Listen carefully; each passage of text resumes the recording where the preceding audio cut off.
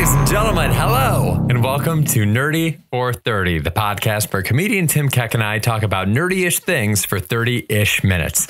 We're very excited to be talking about something a little outside of the wheelhouse today. I don't know that this is necessarily nerdy, but it's certainly offbeat. It is The Rehearsal on HBO Max from our idol, Nathan Fielder. Tim, what's as groundwork, what's your relationship with Nathan Fielder's prior work? Dude, you said this isn't nerdy. We're definitely going to make this nerdy because I am ready to nerd out on some comedy theory and questions with you. I mean, Nathan Fielder is a god amongst men when it comes to comedy. He's as close to a comedic genius as we have currently alive. A lot of people hold up like, Dave Chappelle is like the GOAT. And aside from his weird, obsession with trans people, he is an incredible stand-up comedian, but he is still just using words. He is using words, and his spoken craft is joke writing and all of that. Whereas Nathan Fielder is molding lives and people and individuals.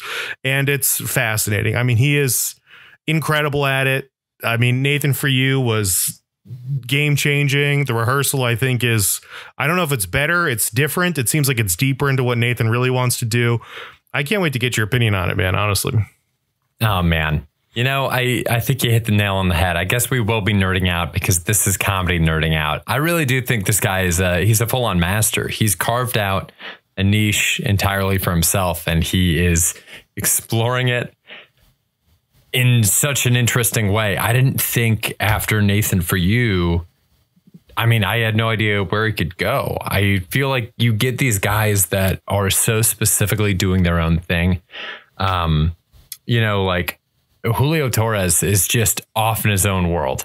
Joe Pera has like such a very, very specific thing going on. I think Amy Sedaris is another person where it's just like I don't know of another Amy Sedaris. She is all of the Amy Sedarises we have. And Nathan Fielder, it was so clear from Nathan For You, is absolutely like his own thing. And now to see it explored like this even further it's really cool to see. I don't even know how to articulate it, Tim. It's weird. He is the best at what he does, which makes him, I think, part of a very elite group. I don't even know how to define it, right? Like, it's such a weird thing. It's like, it's not the Impractical Jokers, and it's not Joe Pera's, Talk to You or whatever his show is. I mean, it's really crazy. I mean, okay, this is a comparison I was thinking about earlier. And I don't know if it necessarily fits into what we're talking about now, but as far as like with Nathan, it's hard to tell what's real and what's not in this show. And I really want to dive into this more. Really? Because it feels like how much of this is a bit for him, how much of this isn't a bit for him. It's clearly the goal is to make a comedy show and to be funny. But sure. I feel like he's experiencing, through his interactions with others, he is actually exploring things that he is working on himself. And I think that is what is so fascinating about him, is he's talking to people about their loneliness while dealing with his own loneliness. He is talking to them about raising a child while he fears that he's missing out on that opportunity. Like, he is so deeply involved in this relationship he has with these people. And it reminded me a lot of like Bo Burnham's like Inside special, where it's like you're watching a man like agonize over being trapped inside, but it's also a man who knows he's being recorded the whole time. So he's making you feel a certain way, even if the thing he's experiencing is real. He's presenting it in a way to optimize what he wants you to see. Right. Like, right. I was also reminded of a Bo Burnham clip that he had from, I think, one of his first specials, where he comes out with a water bottle. He puts it on his stool and the water bottle falls over. And then he's like, oh, no, I'm sorry. I didn't mean to do that. He picks it up and then music plays. And the song is like, he meant to knock the water bottle over. That was like a whole bit. You fell for it. There's like a whole song. He does a little dance and it's like, I meant to knock the water bottle over. Everything's a lie. Like, this is all a construct. And then he's like, OK, cool. And then he starts moving on. They play the song song again. And then he's like, okay, that's a mistake. Actually, you got to cut that out. And then another song plays like, we meant to mess up the song again. Whatever. This is all a lie. This is all carefully. And it's like, yeah, that kind of idea is like pervading my thoughts while I'm watching this. Like, we're seeing exactly what Nathan wants us to see, but I'm not sure he knew exactly what was going to happen. And I don't think that means that he wasn't caught up in the experience himself. Is this crazy? Is it too deep already? What do you think about that kind of thing? No, I mean, yeah, ideally any kind of a comedy special, any kind of a comedic bit is going to be exploring something for the author of the bit, right? Or the performer of the bit. Like any kind of artistic expression, ideally you're dealing with something that is out there in the world, whether it's something you're personally experiencing or something you've noticed. And so I think you're dead on. This is probably stuff that he's doing. I think everything that we see on the screen is calculated. I think Nathan's performing the entire time. I don't know that we saw any actual... There were only a couple moments where I think we saw like actual real moments from Nathan, and they were entirely in the last episode with the kid. And I think that was because it was something that genuinely caught him off guard. I think he is so used to working with people who aren't comfortable in front of the camera and aren't as prepared for dealing with the situation because they're in the lower status when they're on camera next to him, that he was able to plan out most of what was going to go on in this show. Not the actual events per se, but ways in which they could react to it. Like the flow chart. They show us the flow chart. I think that was a little bit of a peek behind the curtain into mathematically how his brain is working when he's going through these things. I'm sure that there were like certain things where it would be great if they could kind of get people to come to this conclusion on their own that are the actors on the show so that they can show it. And maybe what Nathan was doing is subtly guiding the actors to say those things themselves. I mean, shit, it's like stand up, man. Like, you know, a joke doesn't hit. You have two endings for it. You try to like tailor it to the crowd, all that good stuff. So, I think most of this was within the kayfabe, I'll say, of what he's doing. Right. To use the wrestling term. I think we saw Nathan Fielder, the character, 99% of the time. And then I think the moments with the little kid, he maybe wasn't prepared for a little kid to actually have the kid's life disrupted by this show. And so I think that was maybe the only time I saw real like panic in his eyes. I'm torn. I guess I'm trying to figure out like his like mindset with stuff, but I think you made a good point about like the mapping, how he had, I just rewatched the first episode today and he talks about his like mapping tree of options, right? You enter the bar, which by the way, we have to talk about the bar. We've both been to this bar. And you enter the bar and then you sit down, you don't sit down, that branches off. And then it just branches into like all the different possibilities and plotting like the perfect route for everything. And he's rehearsing interactions and then he's rehearsing his life. But you got to think he has one of those same trees for the whole show that we're not even seeing. Right. Going into this, he must have built one of those and said, I'm going to work with this guy. That'll go this way, this way, this way. Maybe I can connect that to this. It seemed like at some point he wanted to talk about religion. So I'm sure he had the conscious effort to do that. But then my question is like, I guess he brought his parents over to like meet the kid and then they brought up religion. Is there any chance that's the first time he thought about religion? Is there any chance that he's setting himself up to improvise or get caught up in the moment in a real way? Like, is he manufacturing situations that he can live in organically, or is he straight up acting the whole time and everything is calculated and he's, separate from the material like that? I'm just fascinated by his mindset. I would love to know what he's actually thinking during all of this. Yeah.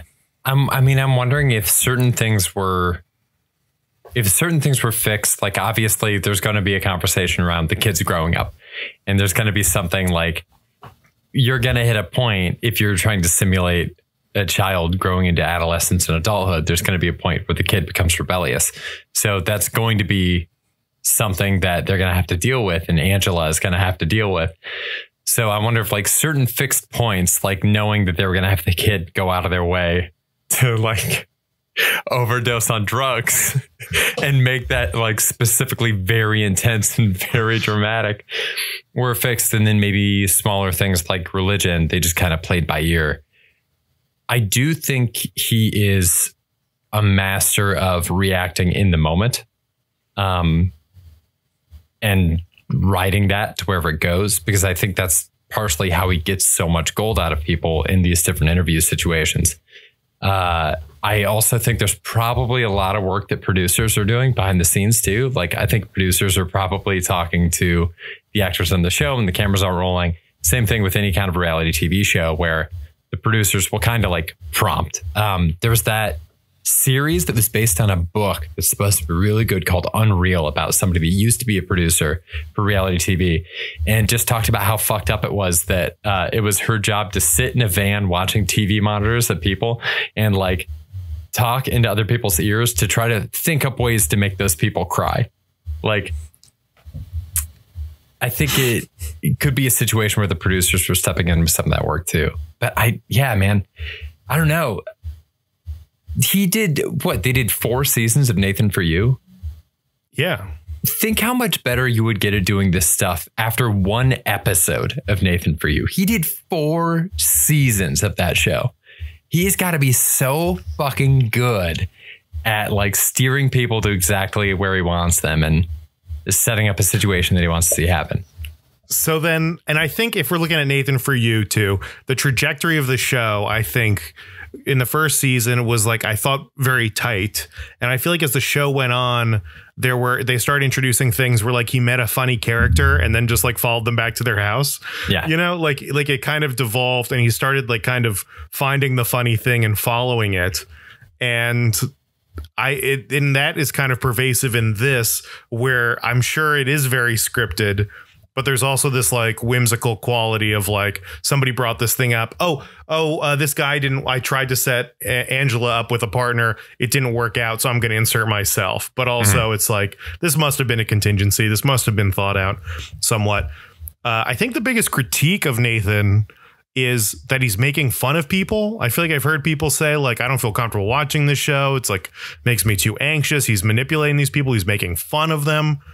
What do you think about that? Because I feel like they sign things to get on the show, right?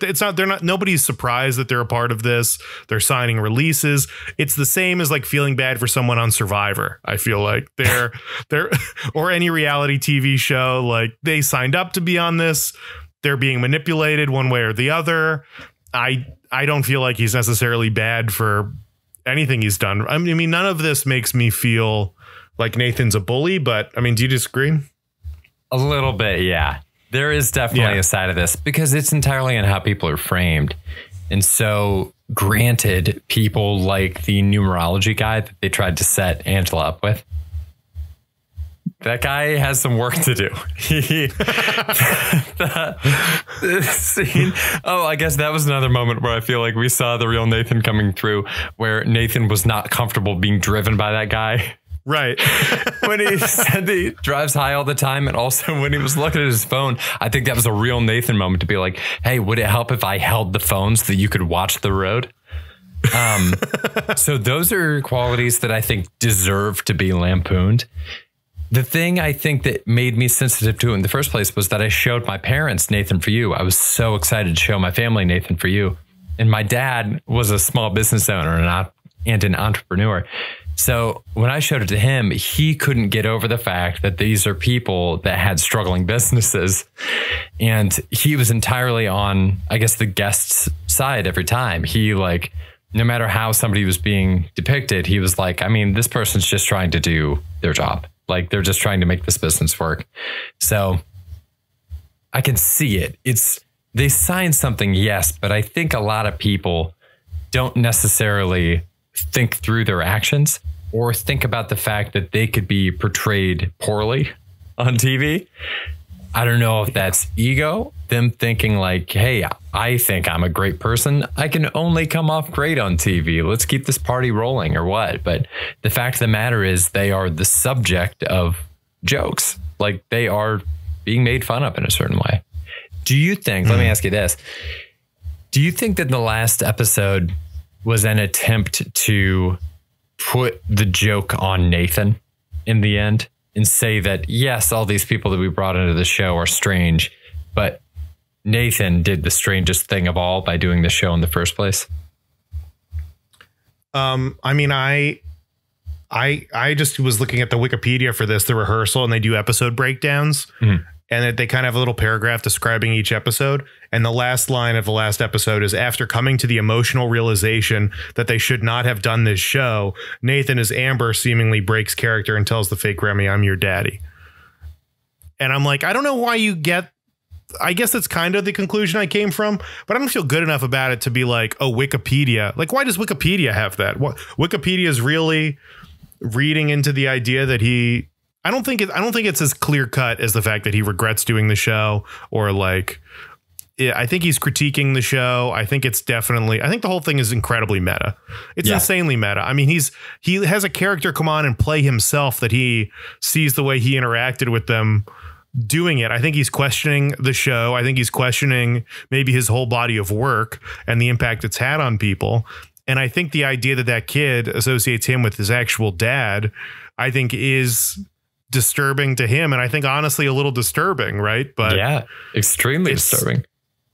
It's weird, but also he has a mom that loves him, and she's clearly needed the money or whatever and thought it'd be fun. And she was there the whole time. He clearly had a good time doing it, but he's confused about it. I mean, I felt conflicted too. Like, if you hypothetically had a kid, would you ever let them do anything like this? Would you ever let them sign up for this? Fuck no, dude.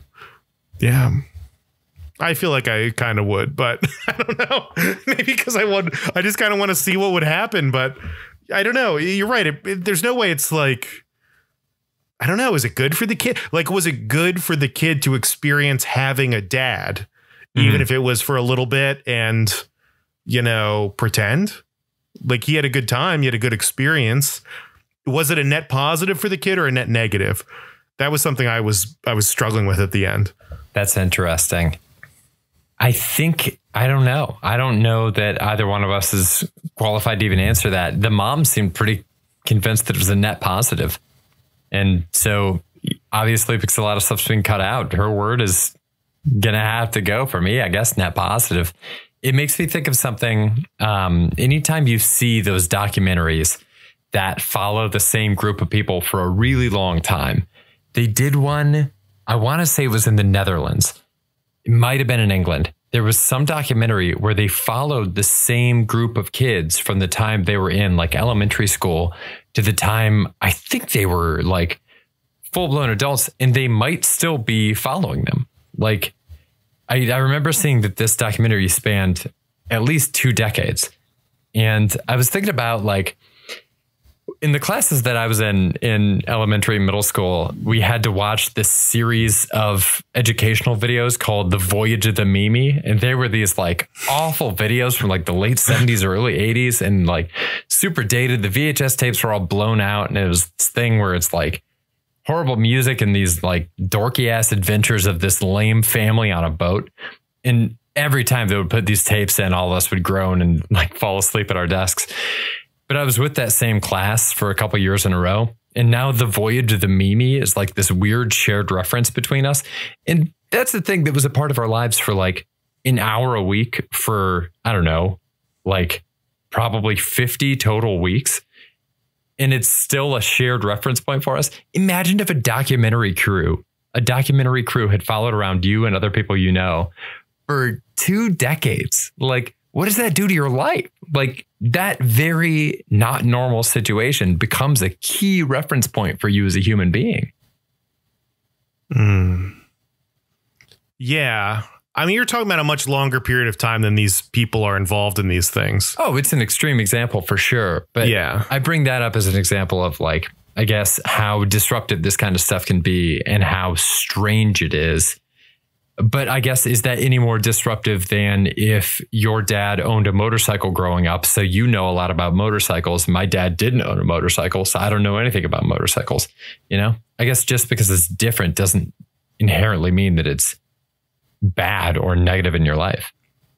If even if we're doing the like net positive, net negative, you've watched Nathan For You. You've watched The Rehearsal. Is there anyone in here on the show where they would say being on the show was like a net negative for them? I get that he's like making fun of people and they're kind of the butts of the joke, but I don't think anybody is worse off having done the show. Even at the small business thing, it's like, oh, he's making fun of their small business.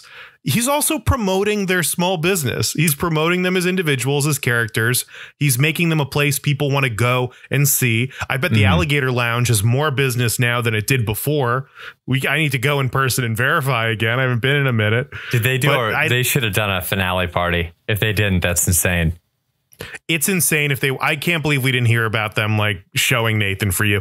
They have a back room, you know, I've done karaoke there. The pizza there is very okay. By the way, how jarring was it when they were going through into the karaoke room and then it was just like the back lot?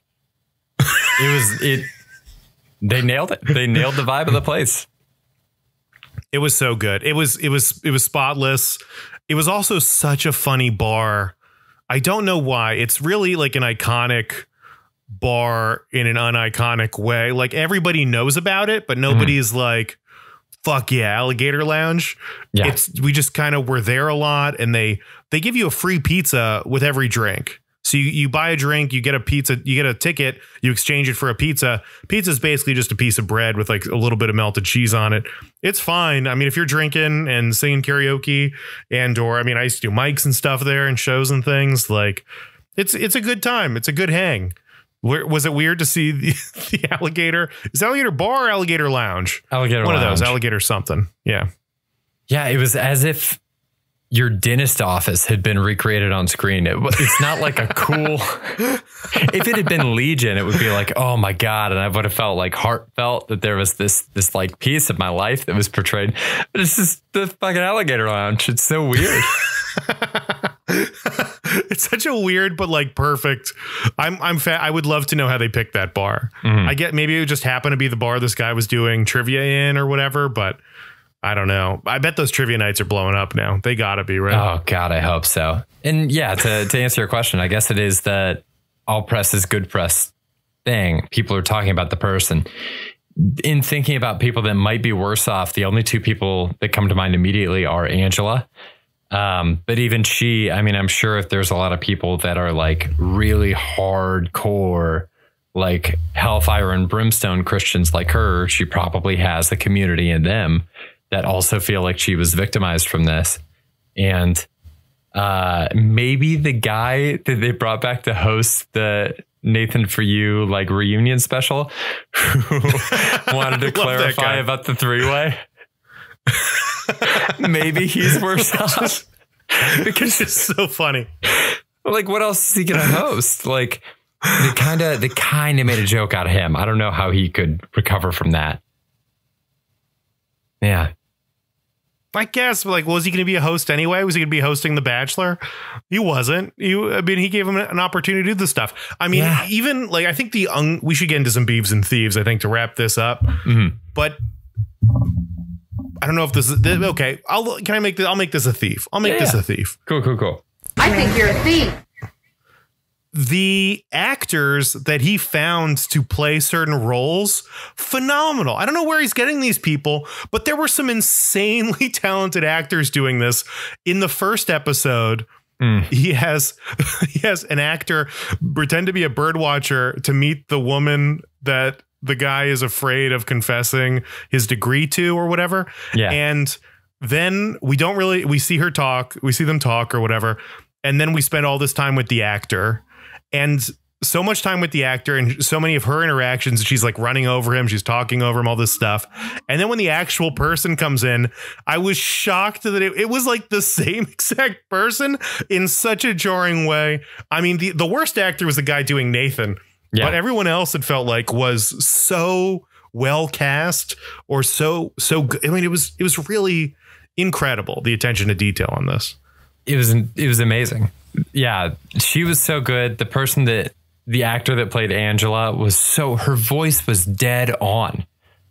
I also want to give a special shout out to, in that first episode, the actor that played the cop in the street that was shut down. Oh my God. Holy shit. That was funny.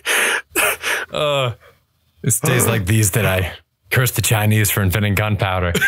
He delivered it so incredibly well. It's like a style of acting I think we've talked about on the show before, where I've seen some people do it.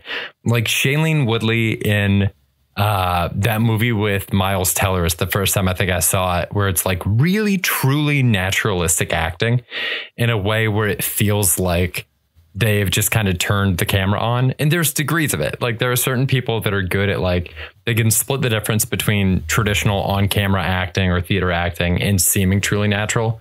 Winona Ryder in Reality Bites is like a shining example. I think Tatiana Maslany does it too. I think that's like a big part of the sauce that she's been bringing to She-Hulk lately.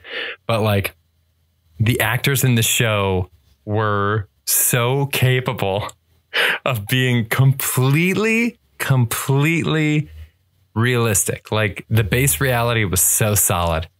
Amazing. Yeah.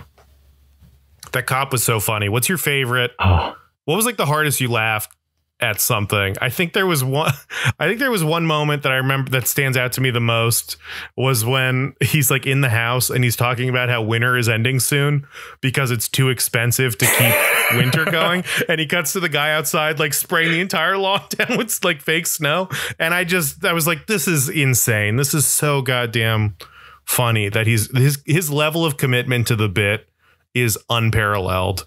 And truly emphasizes that there is like, I always think about this as like the Nick Offerman rule of like how Nick Offerman's not a comedian. He's just an actor. And like, there's nothing funnier than an absurd thing delivered with absolute seriousness. It is the pinnacle of comedy. I feel like Leslie Nielsen can do a little bit more hammy too, but like, holy shit. He's a great actor too. Just watch Naked Gun again. He's so good. He's incredible. He what really was is. Your best laugh? You got anything stand out to you, Kevin? The best laugh might be the cop in that first episode. That got me so good. The first episode in general, I want to give my thief to. I think you're a thief. I want to give my thief to that first episode. I feel like that first episode was Nathan saying, I could do this. This could be episodic like Nathan For You was, but instead I've decided to focus on one story for the entire series. Like, I feel like it was like a thesis statement. I don't know if that was made as a pilot for HBO or what, to show what they could do. But I definitely feel like it was him saying like, this does work like this, but I'm choosing not to do it, and then lock in on the Angela story. But I think that first episode should win the Oscar for best short film this year because, oh my God, it's perfect. It's absolutely amazing. Perfect. It stands alone as its own work apart from anything else he's ever done. It's just jaw-droppingly good. It reminds me of like the beginning of Scream. I think about this analogy a lot, how like the first 15 minutes of Scream is like its own like condensed horror movie. And essentially it's like not funny. It's just horror. And they like prove that they are masters of their craft before moving on to the more absurd and like the twisting on it and like subverting the form. And it felt like the first episode was like him saying, I'm the best at this. This is amazing. We are really good at this and we can do this.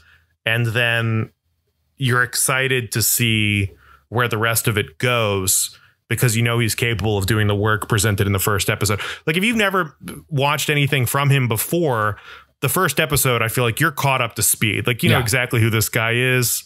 It's such a brilliant introduction to him.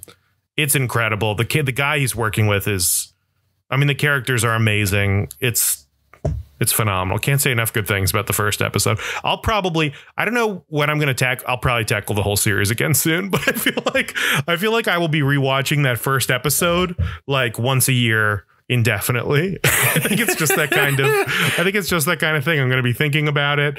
I think that's maybe the part that sticks out the most to me, to be honest, but man, the amount of work that went into this, and obviously it paid off, but how mind-bending all of this had to be to set up.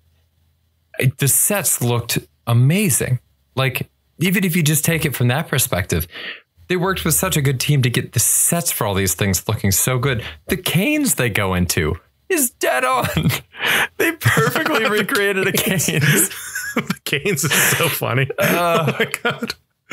Oh, that's so great. And he just finds such interesting guys where it's like, I guess like the family tradition. It was like a nice dinner out was going to Cane's. I don't know why. It was just all the details of it were so. Oh, and then he's with that guy in the woods, just like helping him find buried treasure. That's one other thing. So we only have a couple minutes left, so I'll have to make this fast. But that was another moment where I was worrying about the well-being of the person on the show, because we're talking about a guy that had just lost his grandfather. And they'd set up a situation in which somebody was going to very quickly become a grandfather figure to him and then pass away. So that was another thing where it's like, in a vacuum, this is really funny, but that's a real guy that just went through that loss. And like, as they were setting up to it, I was like, fucking hell, how is this guy going to feel? Is this going to bring stuff up for this guy? Like, did that bother you at all when you're watching it? It did, until like you see him like kind of have a breakthrough. Like Nathan is trying to get him to actually emote. And then after that experience, he has a real conversation with his actor brother. And it's beautiful. And it felt like therapy. If the guy's crying, he's like really experiencing something. I mean, Nathan's like an unlicensed therapist, like going around and like I feel like what he's doing is like kind of working for some people. So I don't know. It's on one level, it's fucked up. And on the other hand, I'm like, this is exactly what this guy needed. And he wasn't going to get this. If Nathan hadn't done it to him, it wasn't going to happen to him. Man. So I don't know. I'm torn, dude. I'm torn. It feels like, yeah. If you were given the offer to rehearse something that you've been meaning to do, would you take Nathan up on the offer? Oh, 100%.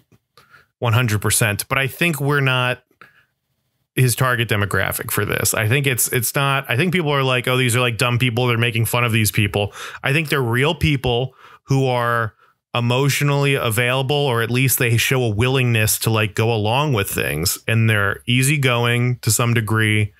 And I think a lot of the people he's making fun of share a similar attractive quality. I think it's like a quality of like kind of a good person, potentially, to be like going with the flow and, you know, be open to new experiences in that way. Yeah. And I don't know if I'm open enough. And at this point, I'm too aware. It's somehow he's found a bunch of people who have no idea who he is, which seems kind of insane.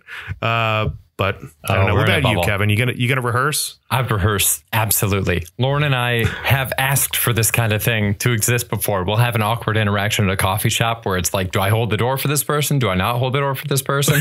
People are positioned in a strange way in the coffee shop. I wasn't prepared for this. And I've expressed before, I wish there was like a VR program I could go in to drill that same situation 50 times to know how to react next time. Yeah, this show was made for me. Tim? I hate to break it to you, Kevin, but I've been doing that secretly for every one of these podcasts. I've been drilling everything I'm going to say multiple times before each episode, including wrapping it up right here, Kevin. Thank you all for listening to Nerdy 430. That is our podcast, The Rehearsal. Check us out wherever you can. 5 stars. 5 stars. We'll stay nerdy, friends. Stay nerdy. Bye. Bye. Yeah, one of these days I'm going to be ready to podcast. Yeah, I would love to rehearse the podcast. You mentioned that kind of like offhandedly before, and I was like, I don't have the time or bandwidth to do this. Imagine the sheer amount of time that he spent on this must have been insane. Because you go to a thing of bar trivia, half an hour. He repeated a few times. You're doing like 40 minutes of stuff. I don't know, 40 hours? Crazy, Kevin. It's crazy. It's absurd, dude, the hours that went into this. And it was so worth it because I loved every single minute.